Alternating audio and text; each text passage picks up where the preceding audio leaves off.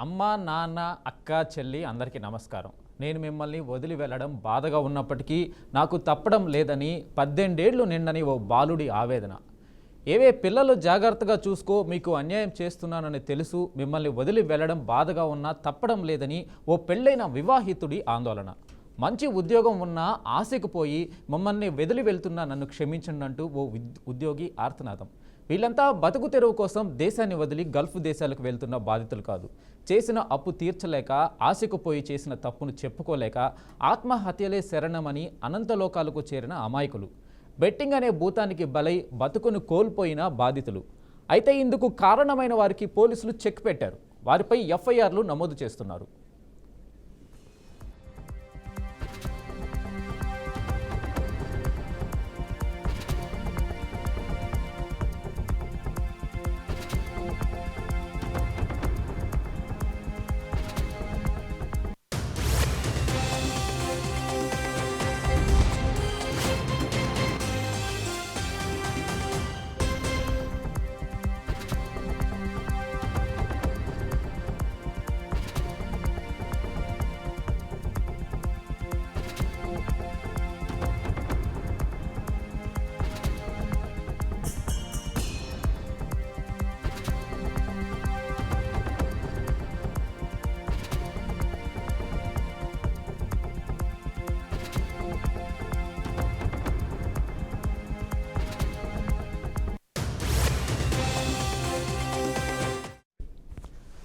Betting apps బారిన పడి ఎంతోమంది అప్పుల పాలై ఆత్మహత్యలు చేసుకుంటున్నారు. ఎంతోమంది జీవితాలను నాశనం చేస్తున్న ఆ బెట్టింగ్ యాప్స్ను కొంత సోషల్ మీడియా ఇన్ఫ్లుయెన్సర్లు, యూట్యూబర్లు, సెలబ్రిటీలు డబ్బుల కోసం ప్రమోట్ చేస్తున్నారు.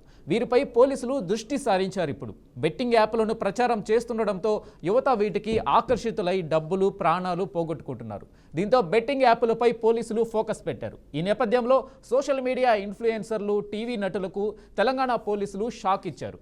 బెట్టింగ్ యాప్స్ ప్రమోట్ చేస్తున్న 11 మంది తెలుగు సెలబ్రిటీలపై కేసులు పెట్టారు.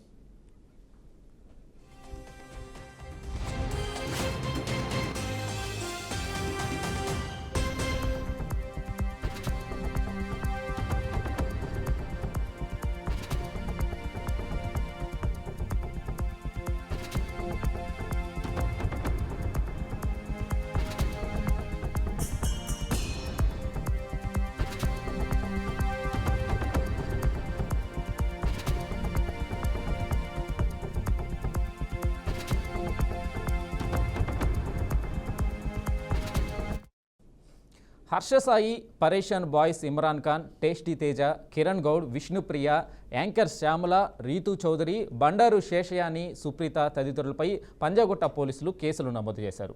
బెట్టింగ్ యాప్స్ ప్రమోట్ చేస్తున్న వారిపై వరుసగా కేసులు పెడుతున్నారు. ఆర్టీసీ ఎండీ సజ్జనార్ ఇటీవల క్యాంపెయిన్ ప్రారంభించారు, say no to betting apps అని. బెట్టింగ్ యాప్స్ ప్రమోట్ చేస్తున్న సెలబ్రిటీలపై ఆయన ఆగ్రహం వ్యక్తం చేశారు. సజ్జనార్ క్యాంపెయిన్తో యూట్యూబర్ హర్ష సాయిపై సైబరాబాద్ పోలీసులు కేసు నమోదు చేశారు. బెట్టింగ్ యాప్స్కు వ్యతిరేకంగా సజ్జనార్ పోరాడుతున్నారు. బెట్టింగ్ యాప్స్ ప్రమోట్ చేస్తున్న వారి వీడియోలను పెడుతూ వారిపై చర్యలకు డిమాండ్ చేశారు.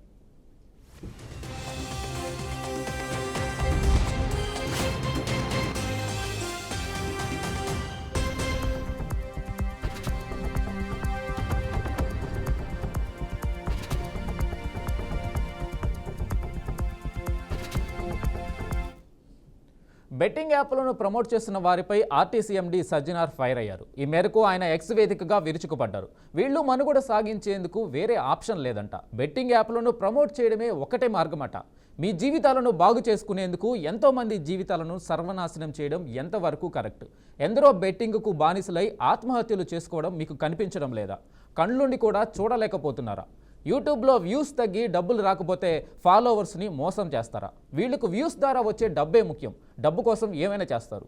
అందుకే అభిమానంతో ఫాలో అవుతున్న ఎంతోమందిని బెట్టింగ్కు బానిసలు చేస్తూ సొమ్ము చేసుకుంటున్నారని సజ్జనార్ ట్వీట్ చేశారు.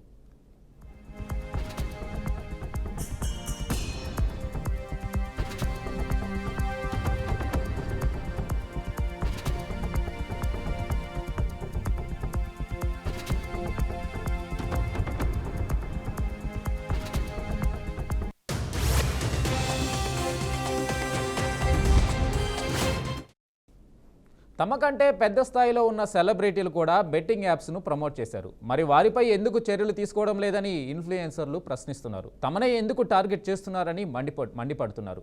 ఎంఎస్ ధోని, సోనూ సూద్, మంచు లక్ష్మి, బాలీవుడ్లోని ప్రముఖమైన తారలు బెట్టింగ్ ప్రమోట్ చేస్తున్నారంటూ వాపోతున్నారు.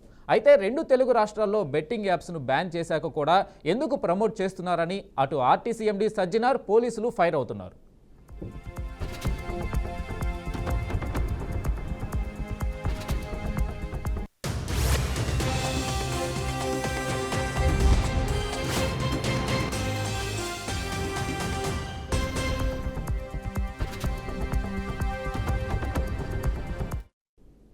ఇక ఈ బెట్టింగ్ యాప్స్కి సంబంధించి పూర్తి విశ్లేషణ ఇవ్వడానికి అడ్వకేట్ జగదీష్ గారు లైన్ అందుబాటులో ఉన్నారు.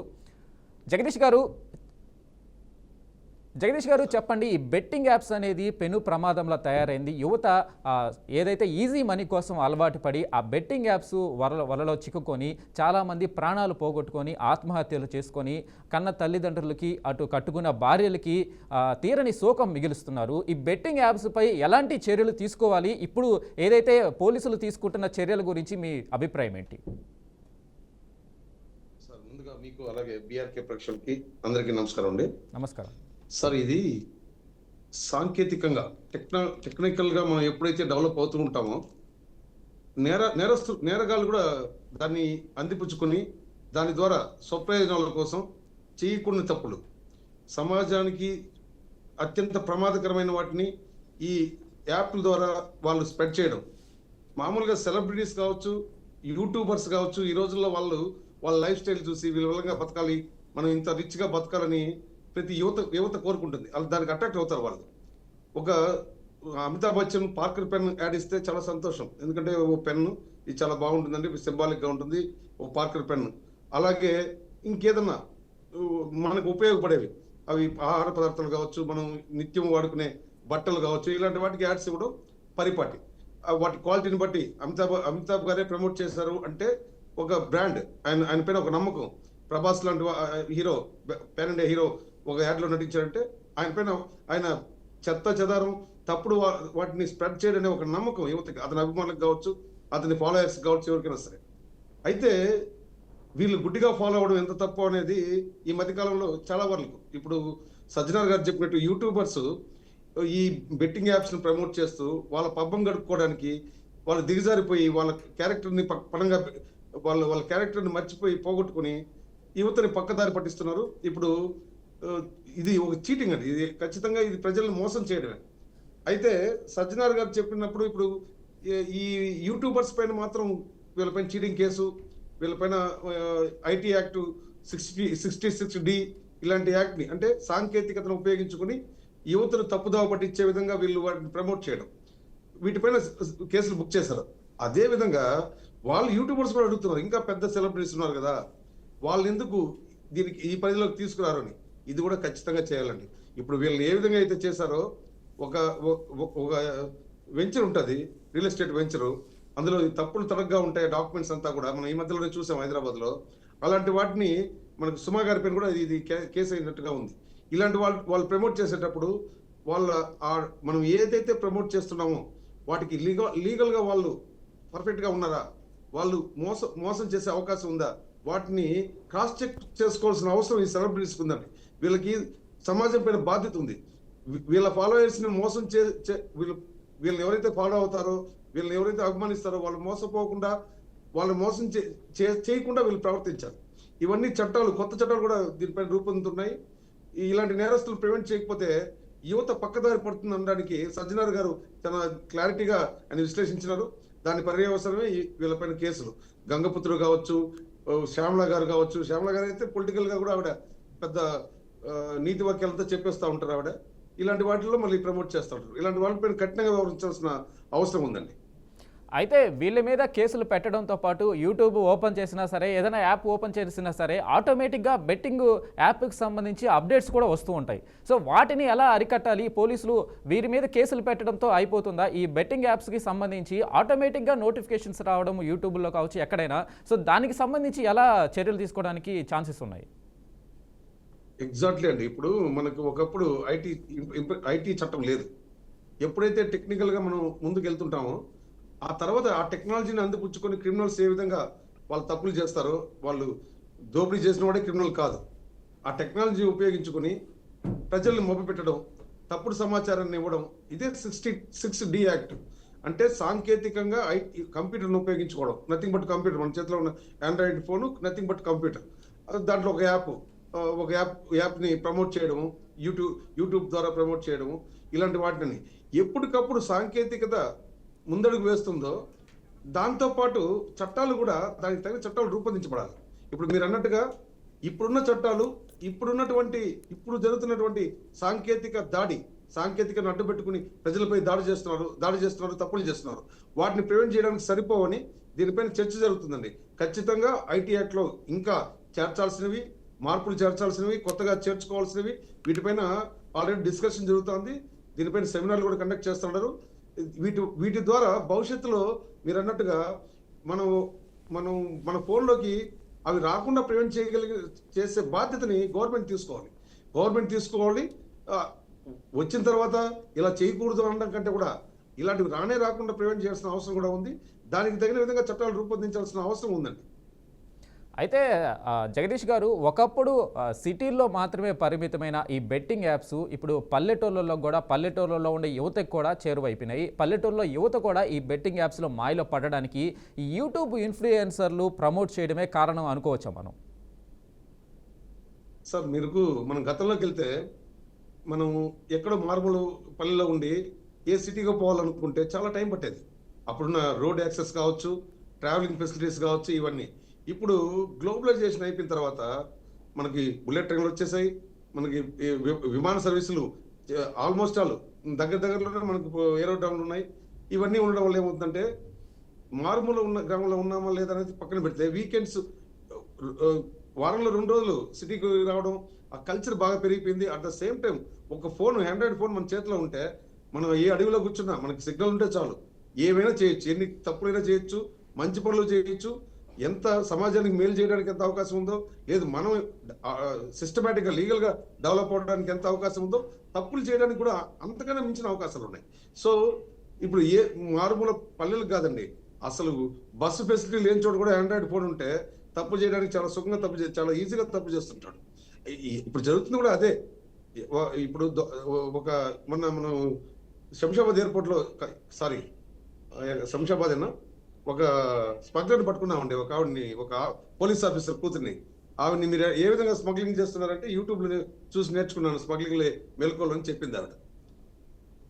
ఆ విధంగా ఒక ఫోన్తో ఎన్ని తప్పులైనా సైబర్ క్రైమ్స్ ఎన్నైనా చేయడానికి అవకాశం ఉంది. వీటిని ప్రివెంట్ చేయాల్సిన అవసరం ప్రభుత్వాలు తీసుకోవాలి. ఖచ్చితంగా ప్రభుత్వాల బాధ్యత కూడా దీనిపైన ఇంకా ఎక్సర్సైజ్ చేసి కొత్త చట్టాలు రూపొందించాలి, ఆ చట్టాలను అమలు పరచాలి. పెద్ద చిన్న అని చూడకుండా కేవలం యూట్యూబర్స్నే కాకుండా సెలబ్రిటీస్ కూడా తప్పు చేస్తే, సెలబ్రిటీస్ అవ్వచ్చు, వాళ్ళు టాప్ స్టార్లు అవ్వచ్చు, సినిమా స్టార్లు కావచ్చు, పొలిటికల్ స్టార్లు కావచ్చు, వాళ్ళు ఎవరిని వదిలిపెట్టకుండా ఈ చట్టపరిలోకి తీసుకురావాల్సిన అవసరం ఉందండి. అయితే జగదీష్ గారు, యూట్యూబర్లు ప్రమోట్ చేస్తున్నారు, సరే, ఆ యూట్యూబర్లకి ఆ ప్రమోట్ చేయడానికి ఎవరైతే మనీ ఇస్తున్నారో ప్రమోట్ చేయమని, సో వారిని కదా గుర్తించాలి. ఆ ప్రమోట్ చేయమని ఎవరైతే మనీ ఇస్తున్నారో వారిని ఎందుకు పట్టుకోలేకపోతున్నారు? అదే అండి, ఇప్పుడు ఏమవుతుందంటే ఇప్పుడు ఉన్న చట్టాలని మార్పు తెచ్చుకోవాల్సిన అవసరాన్ని ఈ సంఘటనలు గుర్తు చేస్తున్నాయి. దీనిపైన చర్చ జరుగుతుంది. నేను అదే చెప్తున్నాను, యూట్యూబర్లు వీళ్ళకి డబ్బులు ఇవ్వడమే కాకుండా దాన్ని టెలికాస్ట్ చేస్తున్నారు కదా. వీళ్ళు యూట్యూబ్లో పెట్టినప్పుడు ఇప్పుడు సినిమాకి ఏ విధంగా అయితే సెన్సార్ ఉంటుందో, సెన్సార్ అయిన తర్వాత రిలీజ్ ఏ విధంగా అవుతుందో, దీనికి కూడా ఒక సిస్టమేటిక్గా యూట్యూబర్ కూడా స్పేస్ తీసుకొని, టైం తీసుకొని, లైవ్ కాకుండా అతను ఏదైతే ఒక వీడియో పెడతాడో దాన్ని సెన్సార్ చేసి ఇది చట్టబద్ధత ఉందా దీనికని వెరిఫై చేసుకొని ఆ తర్వాత మాత్రమే యూట్యూబ్లో రిలీజ్ చేయాల్సిన పరిస్థితుల్ని, చట్టాలను రూపొందించాల్సిన అవసరం ఇప్పుడు మనకు స్పష్టంగా కనబడుతుంది. సో మీరు అన్నట్టుగా యూట్యూబర్ల పైన కూడా చర్యలు తీసుకోవాలి. వీళ్ళకి డబ్బులు ఇచ్చి ప్రోత్సహిస్తున్న యూట్యూబర్స్ కావచ్చు, ఈ యాప్స్ ని క్రియేట్ చేస్తున్న వాళ్ళపైన కూడా చర్యలు తీసుకోవాలండి. అయితే జగదీష్ గారు, లాస్ట్ ఇయర్ హెచ్ఐసిసిలో ఈ యూట్యూబర్లకి సంబంధించి ఒక సమ్మిట్ అయితే జరగడం జరిగింది. ఆ సమ్మిట్లో ఇప్పుడు మనకు ఏదైతే వీటికి స్పందిస్తున్న సజ్జనార్ గారు కూడా పాల్గొనడం జరిగింది. ఆ టైంలో ఆయన అడ్వైజ్ ఇవ్వడం జరిగింది. మీరు యూట్యూబర్ ఇన్ఫ్లుయెన్సర్లే కాదు, మీరు సమాజానికి చాలా మేలు చేయాల్సిన అవసరం ఉంది. సో మీరు మంచి వైపు నిలబడాలి, చెడు వైపు కాదు అని చెప్పడం జరిగింది. కానీ ఆ తర్వాత కూడా వీరు ఇలాగా చేయడము కేవలం డబ్బు ఒకటే సరిపోతుందా వీళ్ళకి? అంటే వాళ్ళ ఫాలోవర్స్కి ఏమైనా పర్లేదు, ఓన్లీ మనీ కోసం ఏమైనా చేస్తారా? సార్ మీరు అన్నట్టుగా ఇప్పుడు సజ్జనార్ గారు ఆ సమ్మిట్లో పాల్గొనడం, ఆయన దానిపైన ఒక విశ్లేషణ ఇవ్వడం, ఆయన ఒక సలహా చెప్పడం, దీని మూలంగానే ఈరోజు ఈ కేసులు నమోదయ్యాయి. ఈ కేసులు ఇది ఒక శుభ పరిణామంగా మనం భావించాలి. అదేవిధంగా ఇలాంటి సబ్మిట్లలో చర్చ జరగాలి. అసలు వీళ్ళదే తప్ప, వీళ్ళని ఎంకరేజ్ చేస్తున్న వాళ్ళది తప్పు కాబట్టి, వాళ్ళది కూడా తప్పు కాబట్టి వాళ్ళ విషయంలో కూడా కఠినంగా ప్రవర్తించాలి. వాళ్ళపైన కూడా కేసులు నమోదు చేయాలి. భవిష్యత్తులో యువత పెడదారి పట్టకుండా, ఇలాంటి వాటి వల్ల పడకుండా, వీళ్ళకి అవకాశాలు లేకుండా చట్టాలు రూపొందించాలి. ఆ చట్టాలను అమలు పరచాలి సార్. ఇప్పుడు ఉన్న చట్టాలనే కరెక్ట్గా అమలు పరచలేని దుస్థితిలో మన ఇండియన్ కాన్స్టిట్యూషన్ ఉంది. అంటే పాపులేషన్ పెరిగిపోవడం, కావాల్సినంత మెన్ లేకపోవడం, పోలీసు స్టాఫ్ లేకపోవడం, ఇవన్నీ ఉన్నాయి. బట్ ఈ క్రిమినాలజీని, ఈ ఫోన్ యాప్ల ద్వారా మోసం చేస్తున్న వాళ్ళందరినీ కూడా చట్ట పరిధిలోకి తీసుకొచ్చి వీళ్ళంత తొందరగా వాళ్ళపైన కేసులు నమోదు చేసి భవిష్యత్తులో ఇలాంటి జరగకుండా చూసుకోవాలంటే ఇలాంటి సబ్మిట్లు, ఇలాంటి చర్చలు జరగాలి. సజ్జనార్ లాంటి వాళ్ళ సలహాలని విని కొత్త చట్టాలు రూపొందించాలి సార్. ఇప్పుడు అదే డిమాండ్ ఉంది. అవి కూడా సెమినార్లు కూడా జరిగే అవకాశం ఉంది. దీనిపైన చర్చ జరుగుతుంది, దేశవ్యాప్తంగా చర్చ జరుగుతుంది. చట్టాలు మార్చాల్సిన అవసరాన్ని ఖచ్చితంగా కేంద్ర ప్రభుత్వం గుర్తించాలి. ప్రభుత్వానికి కూడా ఆల్రెడీ దీనిపైన బాధ్యత ఉందండి. అయితే జగదీష్ గారు, సజ్జనార్ గారు ఏదైతే ఇది చర్యలు తీసుకోవడానికి ఆయన అయితే ప్రోత్సాహం అందిస్తున్నారు, ఈ నేపథ్యంలో ఇన్ఫ్లుయెన్సర్ల మీద కేసులు అయితే పలు సెక్షన్లకి అయితే పెట్టడం జరిగింది. సో ఆ కేసులకు సంబంధించి, ఆ సెక్షన్లకు సంబంధించి వివరాలు ఏంటి, అవి ఎంతవరకు నిలబడతాయి?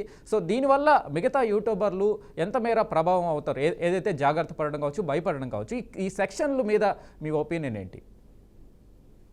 ముఖ్యంగా వీళ్ళ పైన పెట్టిన సెక్షన్లో సెక్షన్ 318 సబ్సెక్షన్ 4 బిఎన్ఎస్ కింద పెట్టారండి. ఇది ఐపీసీ 420కి ఈక్వల్ అండి. ఇది అంటే చీటింగ్ అనమాట. వీళ్ళ యూట్యూబర్లు ఎవరిని అట్రాక్ట్ చేసి చీటింగ్ చేయడం అనమాట. బెట్టింగ్ యాప్ని ప్రమోట్ చేసి చీటింగ్ చేయడం. అంటే దీనికి శిక్ష కూడా కఠినంగా ఉంటుంది. 420 ఈక్వల్ 420 చీటింగ్కి 318 బిఎన్ఎస్ చట్టం వచ్చింది. అదేవిధంగా 66D ఐటీఏ యాక్ట్ 2008 ఇదేం చెప్తుందంటే, ఈ మామూలుగా ఒక ఇన్స్ట్రుమెంట్, కంప్యూటర్ కావచ్చు, ఫోన్ కావచ్చు, నథింగ్ బట్ ఫోన్ కూడా కంప్యూటర్, ఆండ్రాయిడ్ ఫోన్ కూడా కంప్యూటరే. ఇలాంటి ఇన్స్ట్రుమెంట్ని ఉపయోగించి వాటిని వాడుకొని మోసం చేయడం, వాళ్ళని ఇన్ఫ్లుయెన్స్ చేయడం, వాళ్ళ డబ్బులు పోగొట్టుకునే విధంగా ప్రేరేపించడం, వాళ్ళకి నష్టం కలిగించడం వీళ్ళ మాటల ద్వారా. దీనిపైన కూడా వీళ్ళకి 7 years పైన శిక్ష పడే అవకాశం ఉంది. చీటింగ్ కేసులో కూడా 7 years కఠిన శిక్ష పడే అవకాశం ఉంది. సో అదేవిధంగా తెలంగాణ సపరేట్ యాక్ట్ ఉందండి.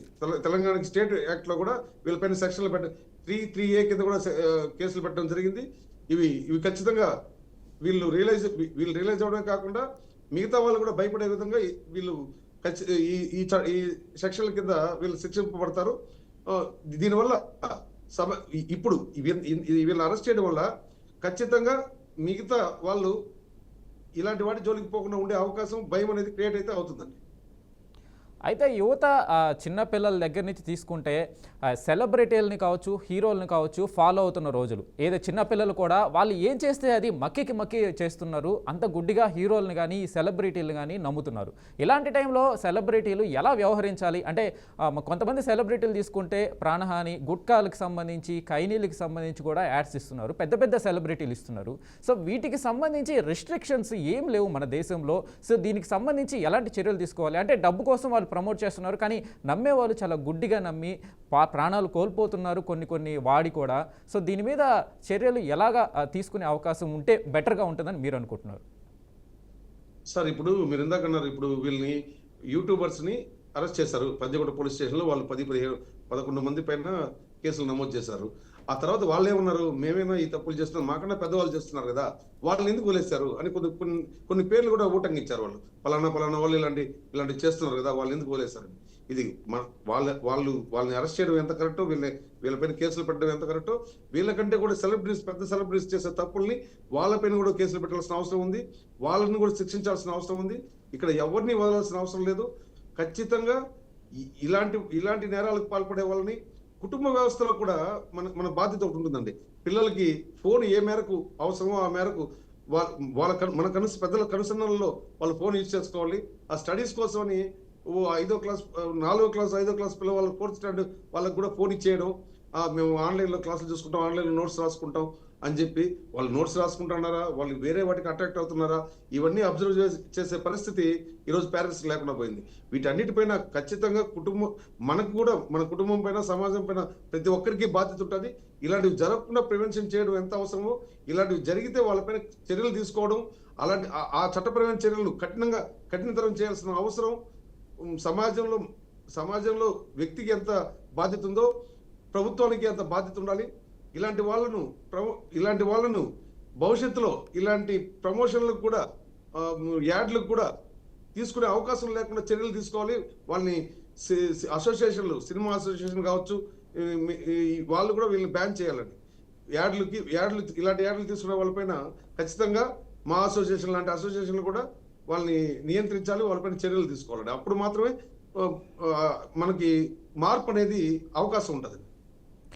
అయితే హర్ష సాయి అనే యూట్యూబరు ఒక సందర్భంలో చెప్పాడు, నేను ఈ యాప్స్ని కానీ ప్రమోట్ చేయకపోతే నా ప్లేస్లో ఇంకొకళ్ళు ప్రమోట్ చేస్తారు. సో అదేదో నేనే ప్రమోట్ చేస్తే ఆ డబ్బుల్ని యూజ్ చేసుకొని పేద ప్రజలకు నేను పంచిపెడుతున్నాను కాబట్టి ఆ డబ్బులు ఇలా యూజ్ అవుతాయని ఆయన ఒక నీతి సూత్రాలని కనెక్ట్ చేసుకొని కవర్ చేసుకునే ప్రయత్నం చేశాడు. సో దానికి కూడా ఈ మంచి చేస్తున్నాననే ఫీలింగ్ తీసుకురావడానికి ఇన్ఫ్లుయెన్సర్లు మాట్లాడుతున్న మాటలు ఉంటున్నాయి.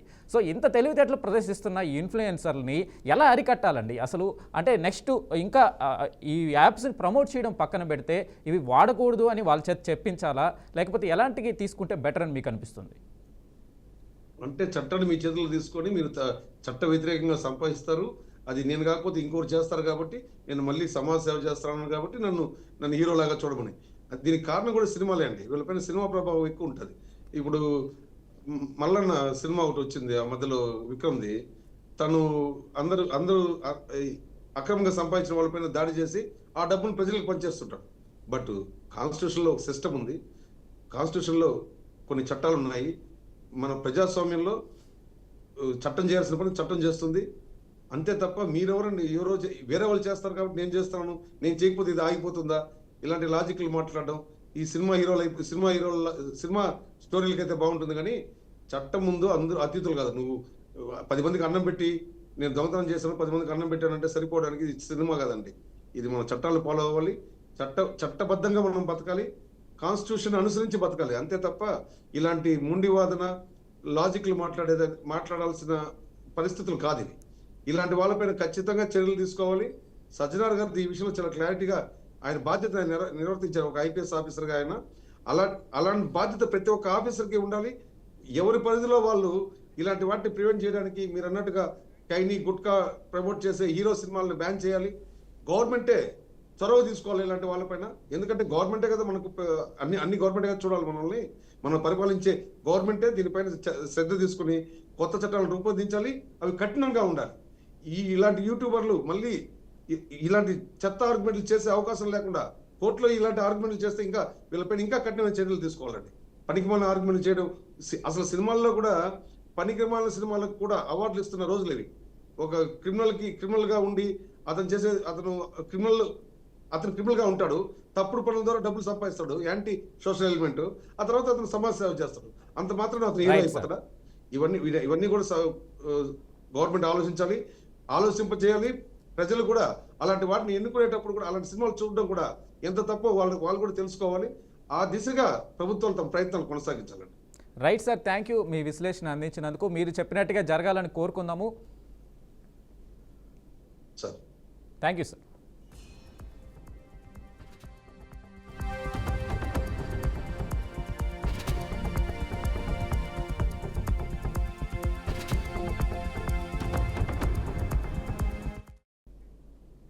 సో ఇది బెట్టింగ్ యాప్స్ని నివారించడానికి సజ్జనార్ గారు తీసుకున్న చర్యలతో ఇంకనైనా సరే ఈ బెట్టింగ్ యాప్స్ ప్రమోట్ చేసే వాళ్ళు మారుతారని ఆశిద్దాము. సో ఈ బెట్టింగ్ యాప్స్ మాయలో పడి ప్రాణాలు కోల్పోకండి, అమ్మా నాన్నని మంచిగా చూసుకోండి అని మా తరపున కూడా అడ్వైజ్ ఇస్తూ